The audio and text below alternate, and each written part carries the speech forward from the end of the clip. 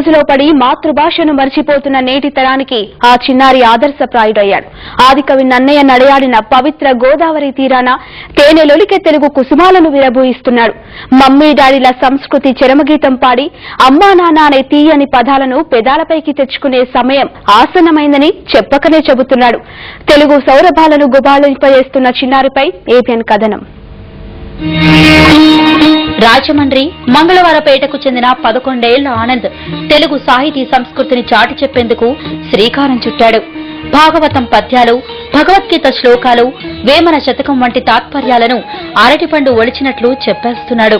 రమణ మహర్షుల ఉపదేశాలు, విష్ణు సహస్రనామం, లలితా సహస్రనామం, శివ పంచాక్షరి, ఈశ్వర దండకం, లింగాష్టకం, భజగోవిందం శ్లోకాలు తడుముకోకుండా చెబుతున్నాడు. నడిగినదను మగడు ముడువడని నడయడుగన్ బడబడ సిడిముడి తడబడ నడిగిడు నడిగిడదు జడిమ నడిగిడు నెడలన్ అనే పోతన గారి భాగవత పద్యాలు.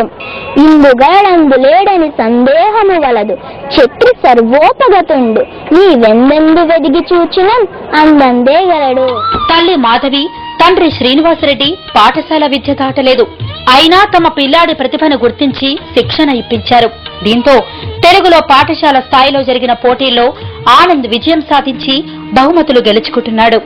వారిలో ఉన్న ఆకాంక్షని మేము ఏంటంటే డిస్కరేజ్ చేయకుండా వాడికి అన్ని నేర్పించి, శ్రద్ధగా అన్ని నేర్పించి చెప్పడం వల్ల వాడు ప్రతిదాన్ని మేము ఏదైతే చెప్తున్నామో దాన్ని తూచా తప్పకుండా వాడు ప్రతిదీ కూడా పాటించి పెద్దల యొక్క అందరి యొక్క మన్ననలు వాడు పొందడం జరుగుతుంది.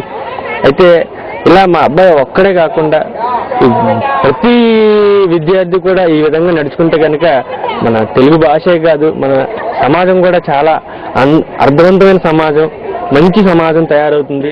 తెలుగు వైభవాన్ని చాటి చెబుతున్న ఆనంద్కు ప్రపంచ తెలుగు మహాసభల్లో తన ప్రతిభను ప్రదర్శించే అవకాశం కల్పించాలని సాహితీవేత్తలు కోరుతున్నారు.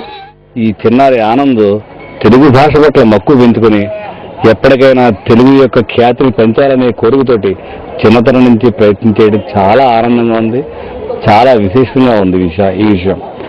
ఇటువంటి కుర్రాడిని మనం ఏం చేయాలి?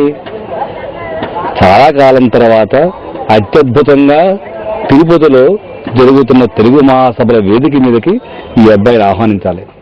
ఆదికవి నన్నయ్య నడియాడిన పవిత్ర గోదావరి తీరాన తెలుగు ఔన్నత్యానికి మరొక ప్రస్తావన తీసుకొస్తున్నాడు రాజమండ్రికి చెందిన చిన్నారి ఆనంద్.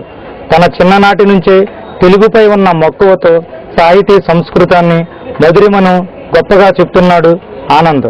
ఇటువంటి ఆనంద్ను తిరుపతిలో జరిగే తెలుగు మహాసభల్లో తీసుకువెళ్లి తెలుగు భాష ఔన్నత్యాన్ని మరింత మందికి తెలియజేయాల్సిన అవసరం ఎంతైనా ఉంది.